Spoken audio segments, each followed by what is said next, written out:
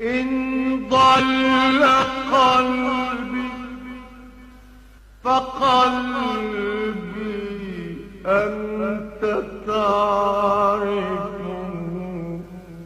أو كان ذنبي عظيما أنت غفار.